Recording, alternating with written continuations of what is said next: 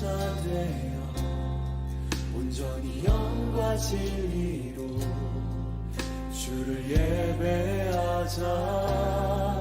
주가 우리와 함께 영원히 함께 하시고 마르지 않는 샘물로 우리 채우시니 모두 예배하는 자 되어 온전히 영과 진리로 주를 예배하자. 주가 우리와 함께 영원히 함께 하시고 마르지 않는 샘물로 우리 채우시니 우리 모두 예배하는 자 되어 온전히 영과 진리로 주를 예배하자. 주가 우리와 함께 영원히 함께 하시고 마르지 않는 샘물로 우리 채우시리라. 우리 모두 예배하는 자 되어 온전히 영과 진리로 주를 예배하자. 주가 우리와 함께 영원히 함께 하시고 마르지 않는 샘물로 우리 채우시니 우리 모두 예배하는 자 되어 온전히 영과 진리로 주를 예배하자. 주가 우리와 함께 영원히 함께 하시고 마르지 않는 샘물로 우리 채우시니 우리 모두 예배하는 자 되어 온전히 영과 진리로 주를 예배하자. 주가 우리와 함께 영원히 함께 하시고 마르지 않는 샘물로 우리 채우시리라. 우리 모두 예배하는 자 되어 온전히 영과 진리로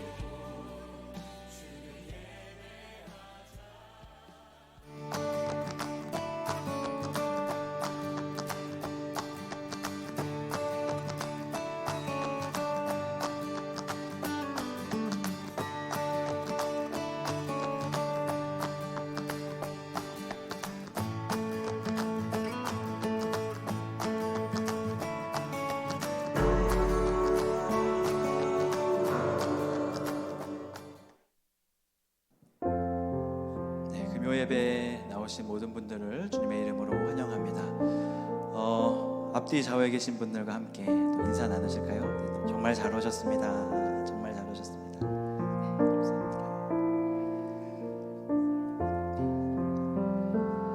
이 시간 하나님을 찬양할 텐데요. 우리 마음을 다해서 주님을 찬양하겠습니다. 나의 모습, 나의 소유.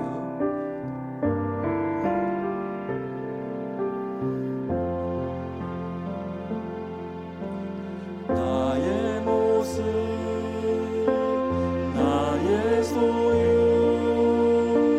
주님 앞에 모두 드립니다. 모든 아픔 모든 기쁨 내 모든 눈물 안아주소서. 나의 모습, 나의 소유. 나의 모습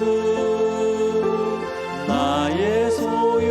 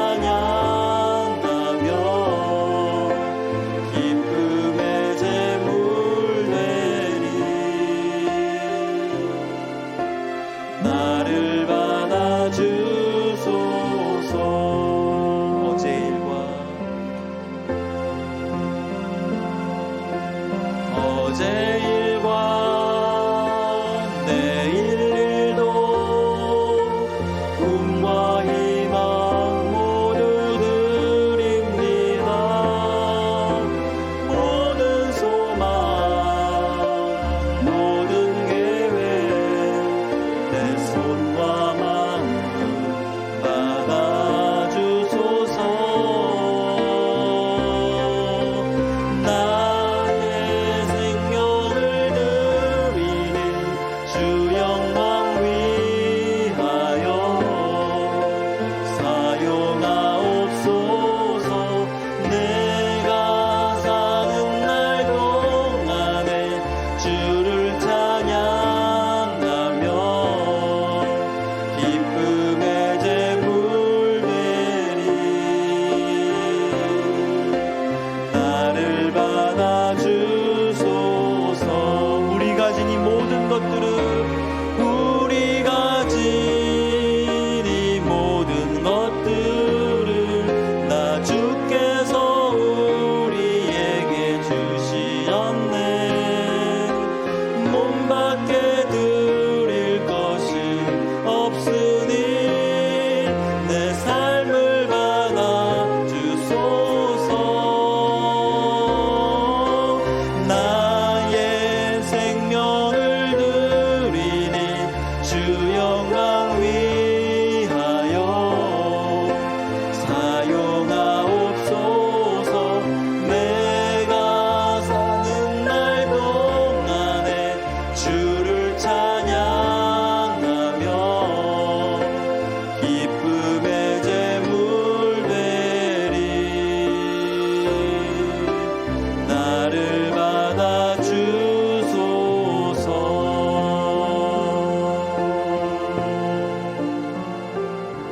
아멘. 이 시간 자리에서 일어나셔서 힘차게 주님을 찬양하겠습니다.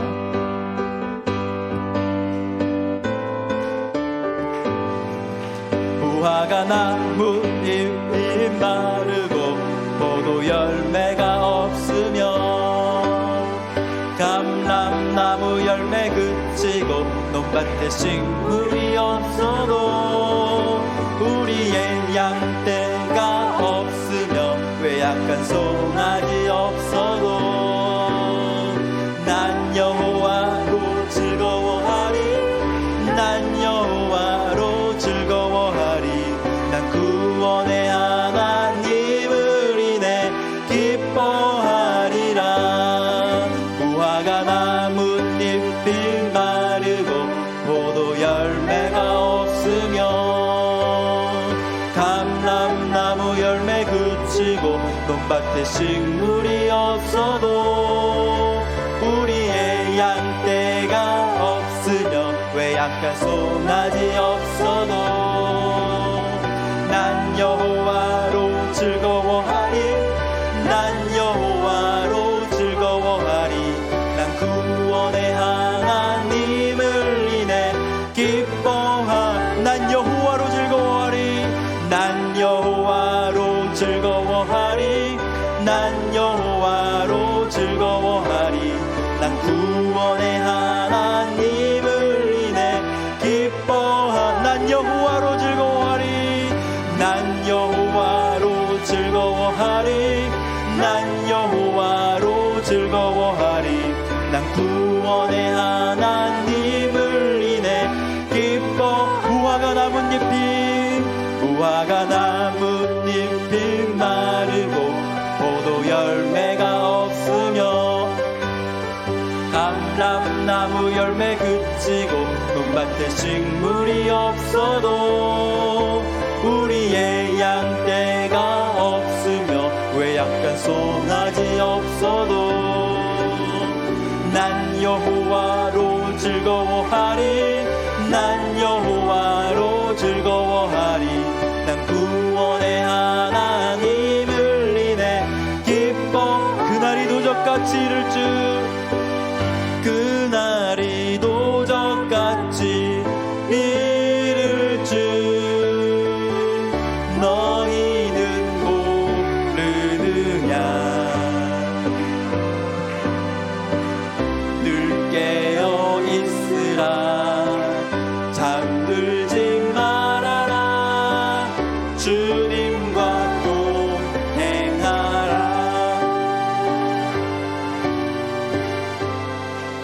그날이 도적같이 이를 줄 그날이 도적같이 이를 줄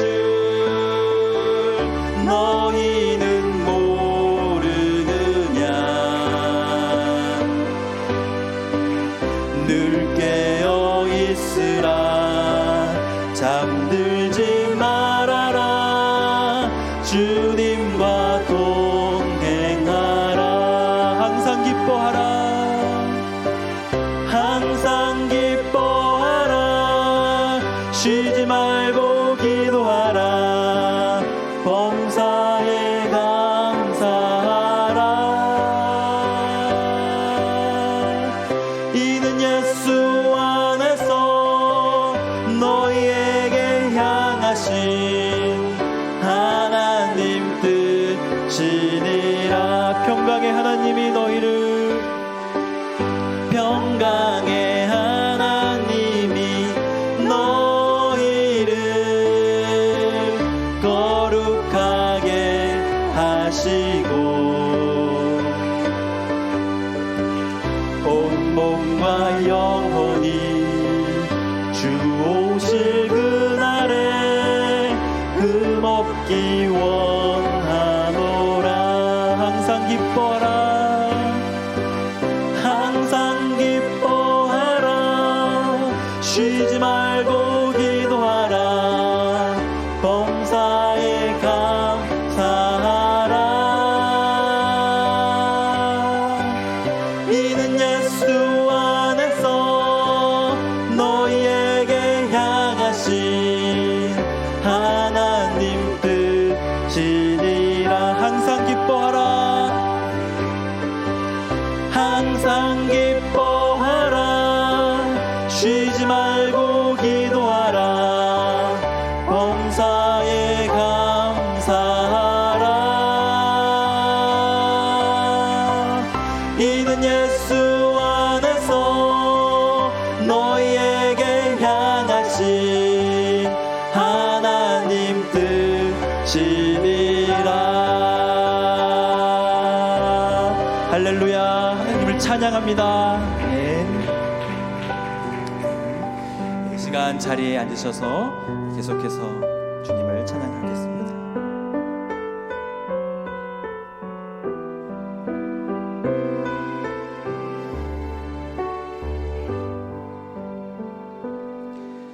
내가 주인 삼은 모든 건 내려놓고 내 주 대신 주 앞에 나가 내가 사랑했던 모든 건 내려놓고 주님만 살아. 다시 한번 찬양할까요? 내가 주인 삼은 내가 주인 삼은 모든 건 내려놓고 내 주 대신 주 앞에 나가 내가 사랑했던 모든 건 내려놓고 주님만 사랑해.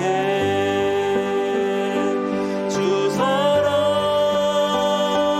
거친 풍랑에도 기쁜 바다처럼 나를 잠잠케 해. 주 사랑 내 영혼의 반석 그 사랑 위에 서리.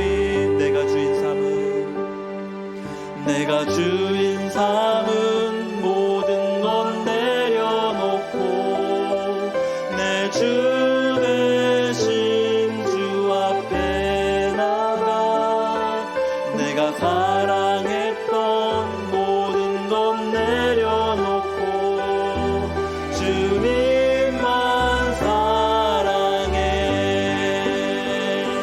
주 사랑 거친 풍랑에도 기쁜 바다처럼 나를 잠잠케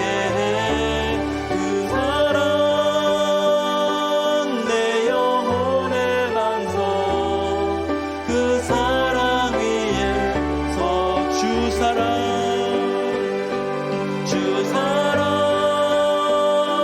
거친 풍랑에도 깊은 바다처럼 나를 잠잠케 해. 주 사랑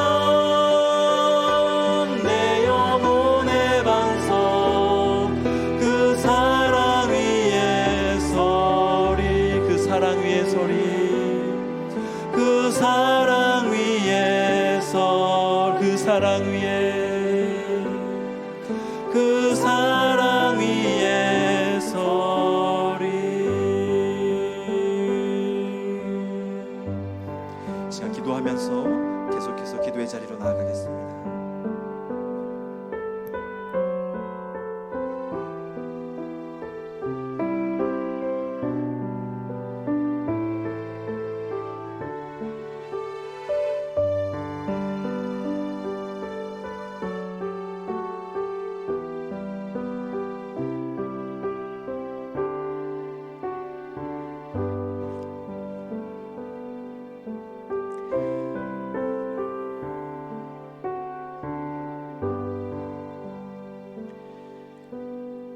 하나님 아버지 감사합니다. 오늘 이 금요일 저녁에 주님의 사랑하시는 백성들 다 불러 모아주시고 주님의 전에서 하나님을 예배하게 하시니 참으로 감사합니다. 하나님, 우리가 사랑했던 모든 것들 이 시간 다 내려놓고 주님만 사랑하는 이 시간 되게 하시고 주님만 사랑한다 고백하는 이 시간 되게 하여 주시옵소서. 주님께서 우리의 마음을 아시니 우리가 주님을 사랑하는 것 주님께서 아시오니 주여 이 시간 찾아오시고 우리 마음에 임재하셔서 성령의 임재하심 가운데 온전한 예배를, 하나님 만나는 예배를 드리게 하여 주시옵소서. 감사드리며 예수 그리스도의 이름으로 기도합니다. 아멘. 오늘 주시는 하나님의 말씀은 마태복음 5장 1절부터 3절까지의 말씀입니다. 마태복음 5장 1절부터 3절까지의 말씀 함께 봉독하도록 하겠습니다. 함께 읽도록 하겠습니다. 예수께서 무리를 보시고 산에 올라가 앉으시니 제자들이 나아온지라. 입을 열어 가르쳐 이르시되 심령이 가난한 자는 복이 있나니 천국이 그들의 것이미요. 아멘. 오늘 하루 하늘의 풍요로움으로 하루를 평안히 사셨는지요? 우리 인생을 돌아보면 모든 것이 부족한 것 같습니다. 여러분 어떠십니까? 저만 부족하다고 느끼는 것입니까? 이것도 부족하고 저것도 부족하고 돈만 있으면 사고 싶은 게 왜 그리 많은지. 우리들은 부족함을 항상 느끼며 살아가는데 재미있는 사실은 우리가 살아가는 이 시대가 인류 역사상 가장 부유한 시대라는 것입니다. 그리고 부유한 시대 가운데 저희들이 살고 있는 이 나라가 세계에서 가장 부강한 나라 미국이죠. 그리고 그 중에서 저희들이 살고 있는 동네가 시골이 아니라 시카고라는 도시, 또 한적한 교회에서 멋지게 살고 있는 우리들의 모습을 발견합니다. 코비드 백신도 다 맞았고요. 100여 년 전에 알버트 앵커가라는 화가가 그린 그림을 한번 보십시오. 이 그림에는 테이블에 큰 고기 덩어리 한 조각과 큰 빵이 한 조각 놓여 있습니다. 그리고 접시에는 음식을 다 먹고 놓인 포크가 올려져 있죠. 그런데 여러분, 이 그림의 제목이 무엇인지 맞추실 수 있으시겠습니까? 빵과 고기 혹은 큰 빵. 이 그림의 제목은 엑세스라고 하는데 번역하면 과잉 이라는 제목입니다. 혼자 먹기에는 많은 양이긴 하지만 우리가 볼 때는 그렇게 과잉은 아닌 듯 싶은 이 그림이 100여 년 전만 해도 과잉이었다는 것입니다. 이런 점에서만 놓고 본다면 그동안 우리 사회는 정말 많은 발전을 했고 많은 부를 축적했고 또 사람들은 풍요로움 속에 살고 있다고 말해도 과언은 아닐 것입니다.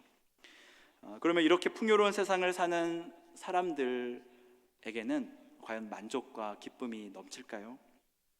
부족함은 없고 만족만 있겠습니까? 그렇다면 얼마나 좋겠습니까? 하지만 문제는 사람들의 마음이 이러한 물질적인 풍요로움만으로는 채워지지 않는다는 데 있습니다. 앞으로 우리가 시간이 지나면 지날수록 더 잘 살고 또 가정마다 좋은 집에서 살고 매일매일 좋은 음식을 먹으면서 산다고 해도 우리의 마음이 나는 만족한다, 나는 채워졌다 이렇게 생각할까요? 지금 만족하지 못한다면 아마 앞으로도 그렇지 못할 가능성이 더 많은 것 같습니다. 사람들은 더 많은 것을 가지기를 원하고 언제나 그랬던 것처럼 자신의 삶은 다른 사람들과 비교해 보았을 때 부족하다 이렇게 생각할 것입니다. 그리고 세상의 광고들과 미디어들은 그런 생각들을 더 부추기고 더 많은 소유를 가지라고 이렇게 속삭일 것입니다. 좋은 시계를 해야지 너의 삶은 성공한 것이다. 좋은 자동차를 타야 너는 멋진 사람이다. 이렇게 대놓고 말은 안 하지만 그런 세상을 우리는 살고 있습니다. 그런데 성경은 우리에게 어떻게 가르치고 있나요? 더 많은 부를 세상에 쌓아 놓으라고 가르쳐주고 있나요? 아니요. 오히려 가진 재물에 만족하면서 살라고 말씀하고 계십니다. 그리고 너가 가지고 있는 것을 가난한 자들과 나누라고 이렇게 말씀하시죠. 하지만 풍요함 속에서 가난을 경험하고 있는 우리로서는 이 말씀을 지키는 것이 쉽지만은 않습니다. 범사에 감사해야 하는데 감사할 일이 많지가 않습니다.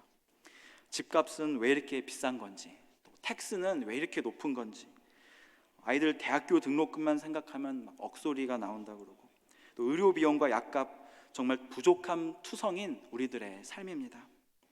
이런 상황 속에서 우리가 어떻게 하늘의 풍요를 누리며 살 수 있겠습니까? 주님을 따라가기는 해야 하는데 점점 지치고 신앙생활은 어렵기만 합니다. 예수님께서 말씀하셨죠. 생명으로 인도하는 문은 좁고 길이 협착하여 찾는 자가 적음이라. 이 말씀은 주님이 그냥 웃으면서 하신 말씀이 아니라 웃음기 싹 빼고 진지하게 하신 말씀이죠. 감사하게도 주님은 모든 것이 부족한 것 같은 우리들에게 풍요롭게 사는 법을 알려주셨습니다.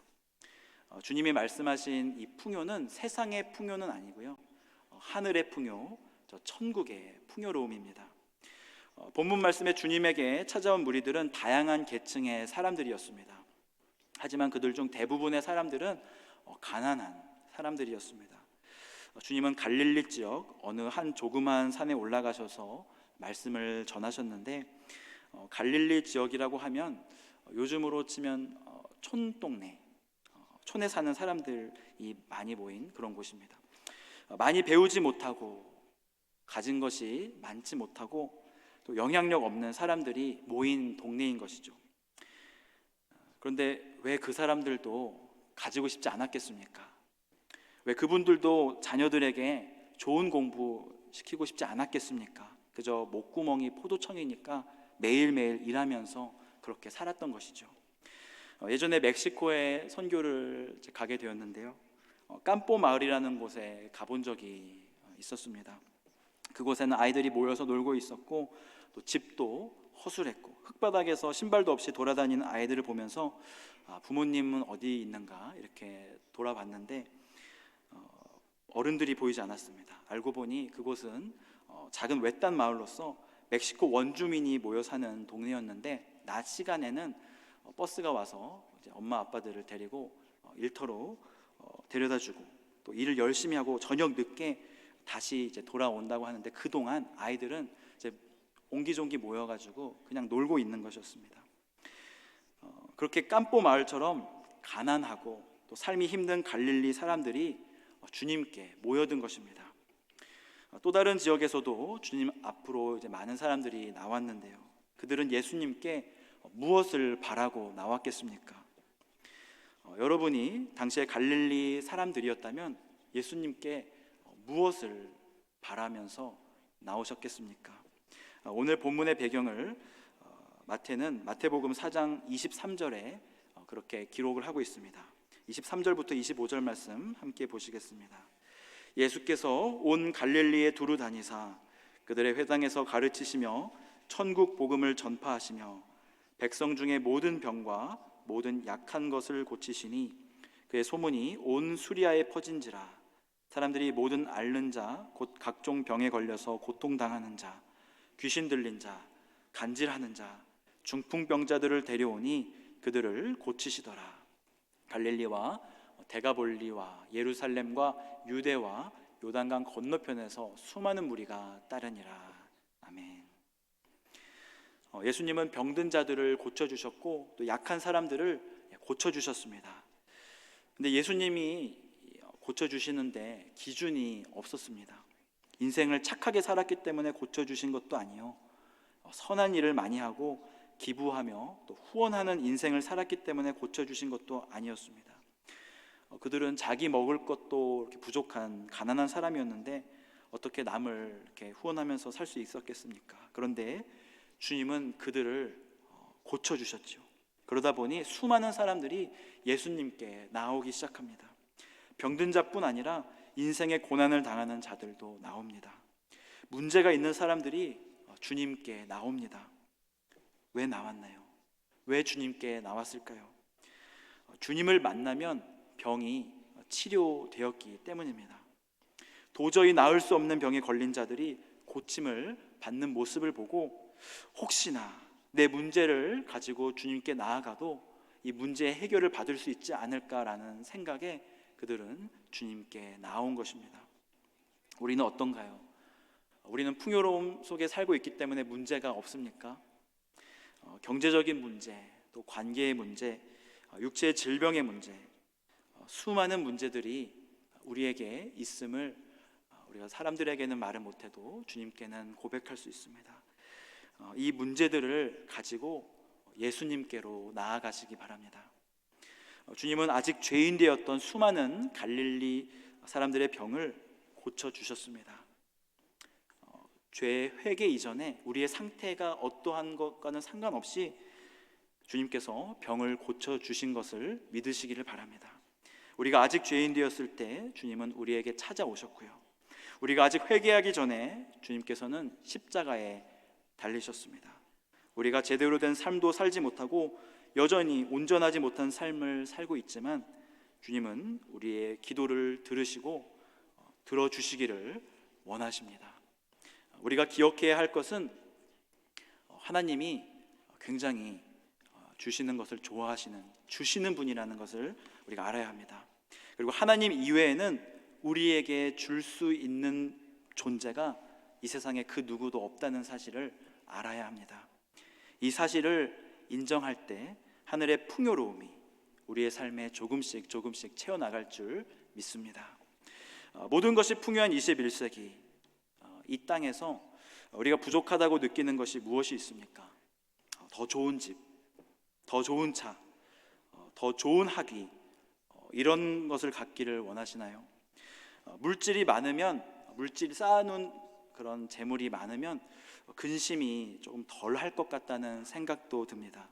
그런데 며칠 전에 어떤 분하고 나누는 대화 가운데 저의 생각이 잘못된 생각이었구나 라는 것을 깨닫게 되었는데, 그분과 이런 대화를 나눴습니다. 그분이 이야기를 해주시는데요, 본인이 남편과 이제 전화 통화를 하는 중에 갑자기 끽 하는 소리가 나고 전화가 이제 끊어졌다는 것입니다. 그리고 다시 전화를 했는데 전화가 안 되더라는 거예요. 그리고 30분 동안 통화가 되질 않았습니다. 근데 그런 그 시간 속에서 수많은 생각들이 그분의 머릿속을 지나갔다는 것이죠. 무슨 일이 일어난 것일까? 사고가 난 건 아닐까? 어디 다치진 않았을까? 그러다 30분 뒤에 남편한테 이제 전화가 왔습니다. 그러면서 아무 일도 없다는 듯이 그 끽 난 소리는 그냥 주차하면서 났던 소리였고, 차에서 내리자마자 갑자기 어떤 사람을 만나서 대화하느라고 또 일이 생겨서 전화를 하지 못했다라는 그런 이야기였죠. 그러면서 남편이 또 계속 얘기를 이어나갑니다. 그래서 이제 이웃 주민하고 이제 티격태격하면서 무슨 이제 이거 돈을 받네 마네 하는 이야기를 이제 막 하려고 하는데, 그분이 남편의 이야기를 중간에 딱 끊고 그냥 그거 없던 일로 하라고 하였다는 것입니다. 그냥 남편이 건강한 것만으로도 괜찮다고, 그 돈 괜히 이웃하고 싸워서 받아내지 않아도 된다고 그냥 살아있는 것만으로 감사했다는 그런 이야기를 들으면서 물질이 많은 것이 우리를 근심하지 않게 하는 것이 아니라 우리의 마음가짐이, 하늘의 풍요가 우리를 근심하지 않게 하는구나라고 생각을 하게 되었습니다. 주님은 병을 고쳐달라고 또 자신의 문제를 해결해달라고 아우성치는 무리들에게 하늘의 풍요를 그들에게 알려주셨습니다. 하늘의 생명을 보여주셨습니다. 2절 말씀을 한번 같이 보실까요? 입을 열어 가르쳐 이르시되, 주님이 입을 열어 가르쳐 이르시되 이렇게 기록이 되어 있는데, 입을 열다라는 말은 시편과 잠언에 많이 나오는 구절인데요, 지혜의 말을 전할 때 많이 사용이 되었습니다. 주님은 그냥 말씀을 하신 것이 아니라 가르쳐 말씀하여 주셨습니다. 주님에게 배우는 자는 복이 있습니다. 믿으십니까? 어디서도 배울 수 없는 주님의 가르침은 오직 성경에서 배우실 수 있는데요, 주님의 말씀을 듣고 순종하는 자는 참으로 큰 복이 있습니다. 3절 말씀 함께 읽어보겠습니다. 심령이 가난한 자는 복이 있나니 천국이 그들의 것이며. 아멘. 이 말씀 예수님의 가르침인데요, 산상수훈 8복의 말씀 중에 첫 번째 말씀인 심령이 가난한 자는 복이 있나니 천국이 그들의 것이며 라는 이 말씀은 조금은 이해하기가 난해한 구절입니다. 심령이 가난하다라는 말도 딱 들으면 이제 무슨 말인지 잘 모르겠는데, 이 구절이 어떻게 천국이 그들의 것이며라는 그 뒤에 나오는 복과 연결이 되는지도 쉽게 이해가 되지는 않습니다. 8복 중에 첫 번째 복과 마지막에 나오는 8번째 복은 같은데요, 바로 천국이 그들의 것이라는 복입니다. 천국이 그들의 것이라는 말은 다시 말하면 천국을 가지게 된다, 천국을 소유하게 된다라는 뜻입니다. 무엇을 소유할 때는 그 소유에 대한 권한을 갖기 위해서 증서라든지 어떠한 증거 자료가 있어야 합니다. 요즘은 슈퍼마켓에 가서 무슨 작은 물건을 사더라도 영수증을 주지요. 근데 예전에 한국의 동네마다 있던 구멍가게에 가면은 영수증을 안 주셨습니다. 그래서 제가 어렸을 때 가서 무슨 사탕이나 라면 한 봉지를 들고 이거 얼마요 하면 300원, 뭐 이렇게 장난치시면서 300만 원 막 이렇게 하시면 제가 300원을 드리면은 가져가라고 라면 주셨는데요, 물물 교환하듯이 돈을 주고 나온 기억이 납니다. 값이 많이 나가는 물건일 경우에 돈을 받은 사람이 나는 당신으로부터 돈을 받은 기억이 없다, 이렇게 말하면 곤란해지니까 증거 문서를 남겨놓는 것입니다. 그런데 3절 말씀은 어떠한 매매에 관한 이야기라고 보기에는 조금은 이상한 구석이 여럿 있습니다. 무엇을 소유했다고 말은 하시는데 일단 증거 자료가 없습니다. 또 보통은 어떤 물건을 사기 위해서 그에 합당한 대가를 지불하는 것이 일반적인데, 이 말씀에서는 합당한 대가가 나오지 않습니다. 천국을 소유하는데 얼마의 돈이 필요한 것도 아니고, 어떠한 물품을 준비해야 한다, 준비물이 필요한 것도 아니었고요, 어떠한 노동이나 행위를 요구하신 것도 아니었습니다. 돈과 지식과 권력과 명예로 천국을 소유하는 것이 아니라 그냥 어떠한 상태에 있는 사람에게 주어지는 것이 천국이라는 것이죠. 천국을 소유할 수 있는 조건이 과연 무엇일까요? 제가 질문 한 가지 드리겠습니다. 여러분은 천국을 소유하신 분이십니까? 아멘. 만약 그렇다면 무엇으로 천국을 소유하실 수 있으셨습니까? 혹시 나는 열정 때문에 천국을 소유하게 되었습니다, 이런 분 계십니까? 찬양할 때 막 뛰면서 열정적으로 찬양해서 나는 천국을 소유하게 되었습니다 라는 분 계십니까? 기도할 때마다 눈물로 기도해서 천국에 갈 수 있게 되었다라고 하시는 분들은 조금 잘못된 믿음을 가지고 계신 분들입니다. 우리는 예수 그리스도로 말미암아 구원을 받았으며 그분의 피의 공로로 힘입어서 의롭다 칭함을 받고요, 주님이 보여주신 길로 나아가기에 영원한 하나님의 나라 천국으로 나아갈 수 있는 것입니다. 주님이 보여주신 그 길은 무슨 길입니까? 그 길은 예수 그리스도입니다. 예수 그리스도가 천국으로 가는 유일한 길입니다.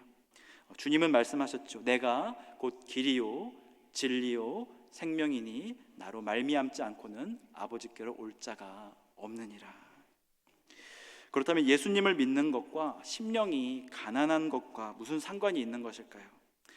성경이 지금 천국으로 갈 수 있는 두 가지 옵션에 대해서 말하고 있는 것입니까?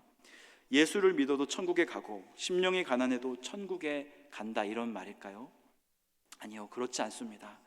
심령이 가난한 사람은 그 심령이 부서진 사람입니다. 심령이 아픈 사람들입니다. 심령이 배고프고 심령이 목마른 사람들입니다. 그래서 예수 그리스도를 찾는 사람입니다. 너무나 가난해서 너무나 병들어서 주님께 찾아 나온 자들의 마음을 가난한 마음, 가난한 심령이라 말씀하고 계신 것이죠. 그들의 심령이 가난하였기에 그들은 예수님께 나올 수 있었습니다. 우리의 심령이 가난하였을 때, 우리의 심령이 겸손하였을 때 성령께서 우리의 마음에 찾아오시고 믿음을 선물로 주시며 예수 그리스도를 인격적으로 만나게 하시고 우리는 주님을 통해 하나님을 보게 되었으며 천국을 선물로 받게 된 것입니다. 이렇게 보면 심령이 가난하게 된 이 상태가 우리의 행위나 우리의 노력이나 선한 본성 때문인가 이렇게 생각도 들지만 아닙니다. 사람은 가난한 심령을 가질 수가 없습니다. 사람은 가난한 심령을 가질 수 없다는 것을 우리 스스로가 잘 압니다. 죄성을 가진 우리들은 우리의 마음의 어느 부분이 비어 있다고 하면 무의식적으로 본능 중에 이 빈 마음을 채우려고 합니다. 그것이 무엇인지는 사람마다 조금씩 다를 수 있을 것입니다. 그것이 무엇이 되었든지 사람들은 다 그런 영혼의 갈급함을 자신들의 것들로 조금씩 채워놓는 것이죠. 때로는 자신의 종교적이거나 아니면 도덕적인 우월감을 쌓아놓을 수도 있습니다. 혹은 돈이 주는 희열과 성취감을 쌓아놓을 수도 있고요. 또 자부심과 세상의 자랑, 육신의 안목의 정욕으로 그 빈 마음을 채울 수도 있을 것입니다. 하지만 이렇게 쌓여진 세상의 풍요로움은 심령을 부유하게 만들어서 결국에는 주님께 나오는데 걸림돌이 되고 말 것입니다. 주님께서 부자가 천국에 가는 것이 어렵다라고 하신 말씀이 이러한 맥락에서 하신 말씀인 것이죠. 우리의 마음이 세상의 것으로 가득 차 있다면 이제 우리는 세상의 것들을 내려놓아야 합니다. 쉽지 않습니다. 내가 소중하게 생각했던 것들을 내려놓는 것이 얼마나 어렵겠습니까? 믿는 우리들의 마음에도 이끼처럼 혹은 오물과 같이 쌓여있는 이런 부유함이 있는데 말이죠. 사도 바울은 이러한 것들을 배설물처럼 여겼다고 고백합니다.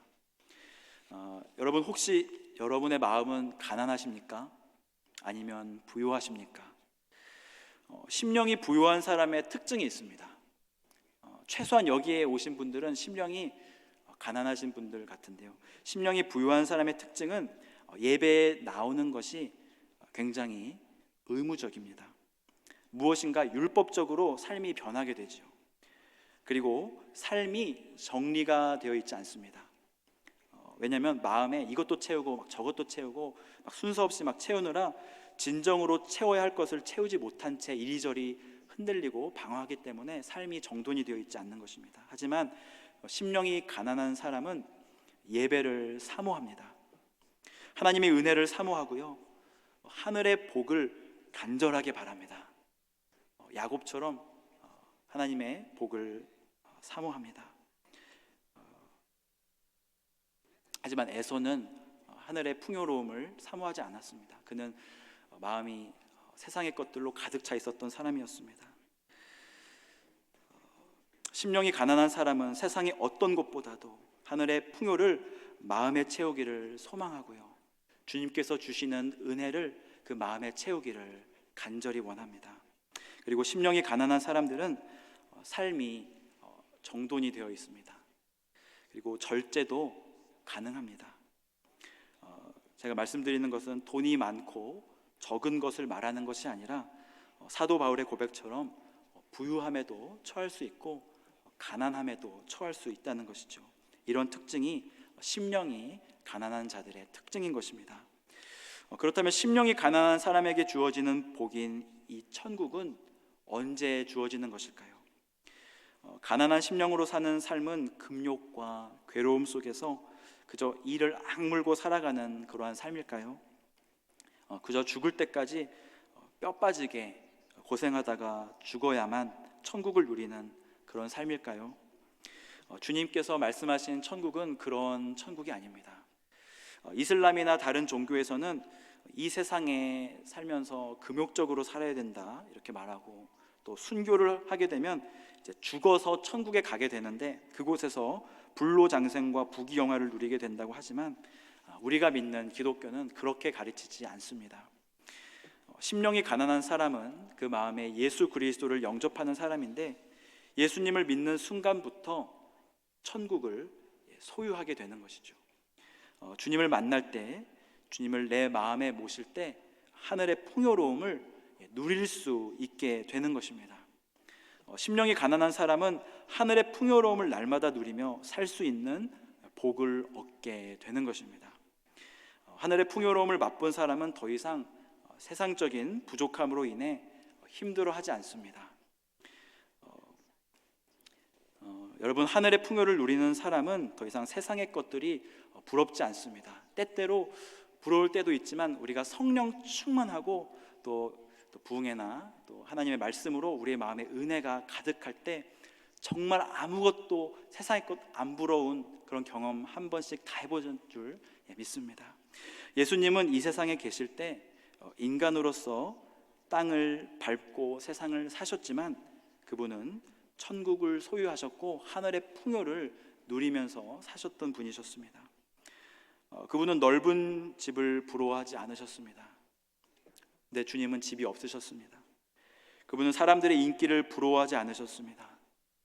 주님이 잡히시던 날 밤 수많은 무리들과 제자들은 자취를 감췄고요, 수제자 베드로도 그를 부인하였습니다. 그리고 주님은 베드로와 눈도 마주치셨죠. 예수님은 변변한 학위도 없으셨고요, 평소에는 길을 가실 때 걸어 다니셨습니다. 심지어는 풍랑이는 무리도 걸어서 오셨습니다. 또한 주님은 가난하셨습니다. 그분의 심령은 아주 가난하셨습니다.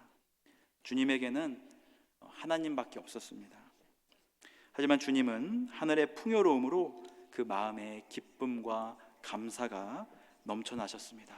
그리고 그분은 가는 곳곳마다 하나님의 나라가 어떠한지, 하늘의 풍요가 어떠한지 알려주셨고 그것을 알려주시기를 위해 그의 삶을 바치신 분이시죠. 주님은 천국을 소유하신 분이셨습니다. 우리의 심령은 가난합니까? 우리의 가난하고 깨어진 심령으로 인해 예수 그리스도께 찾아가 그분께 무릎을 꿇는다면 주님은 우리의 마음에 찾아오셔서 우리를 안아주시고 우리의 주인이 되어주실 텐데요, 주님께서는 우리에게 바라시는 것이 있습니다. 그것은 우리의 마음이 그분의 마음, 주님의 마음을 닮기를 원하시는 것이죠. 주님의 마음은 가난하십니다. 그분의 심령은 가난하십니다. 그의 마음은 상한 심령입니다. 그는 오늘도 집을 나간 자신의 자녀들을 향한 마음으로 애가 끓고 있는 것이죠.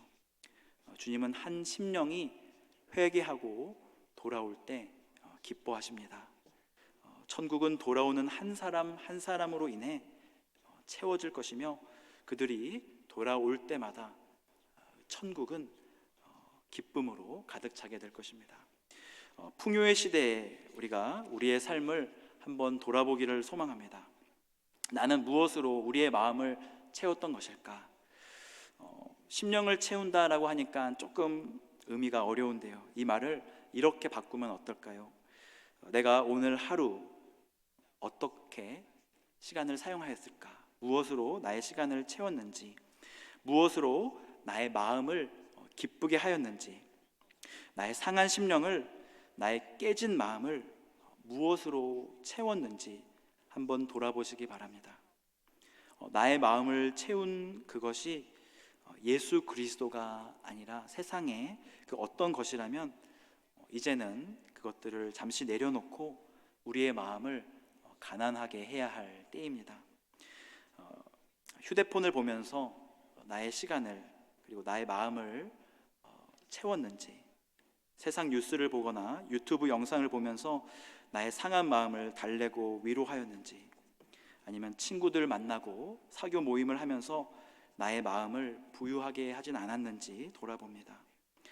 물질의 부유함이 줄 수 없는 하늘의 풍요를 얻을 수 있도록 주님께서는 그분의 입을 열어서 우리에게 가르쳐 주셨습니다.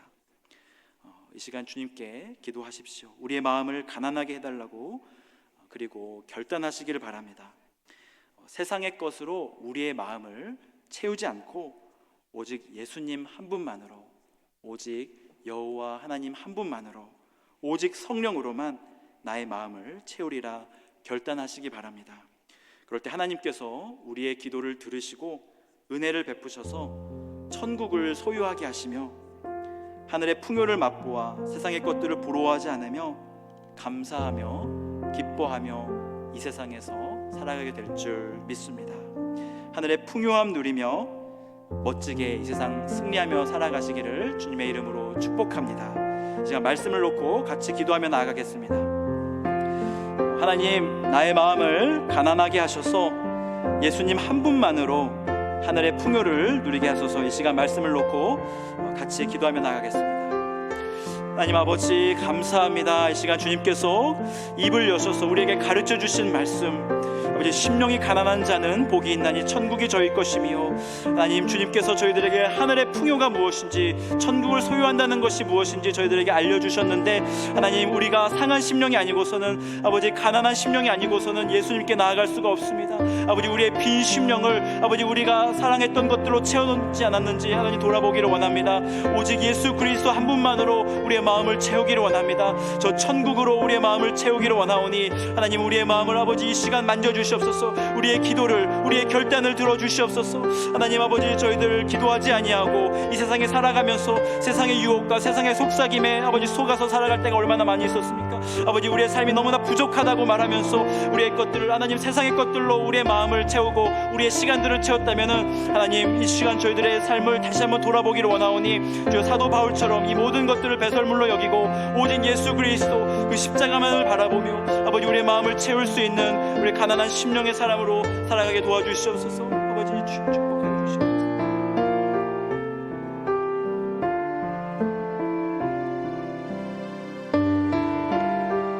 이 시간 나의 모습, 나의 소유 찬양하시겠습니다. 나의 모습, 나의 소유, 주님 앞에 모두 드립니다. 모든 아픔, 모든 기쁨, 내 모든 눈물 받아주소서. 어제 일과 내일 일도, 어제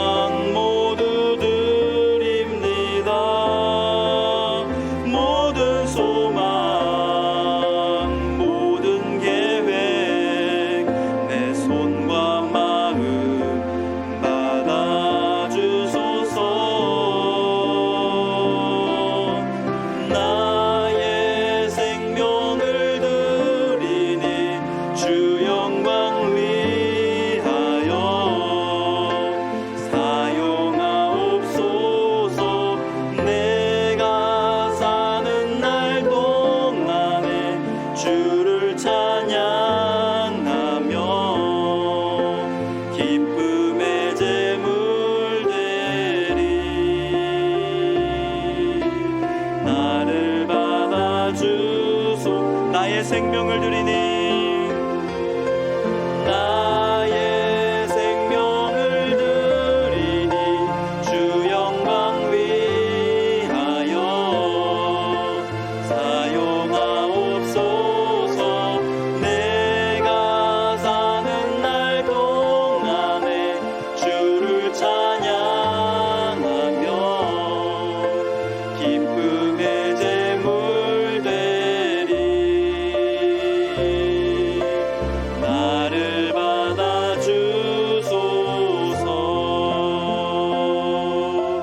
시간 기도할 때 예수님의 가난한 마음 닮아서 세상을 위해 기도하며 주님의 길을, 예수 그리스도를 전하게 하소서. 이 시간 주여 한번 외치시고 기도의 자리로 나가겠습니다.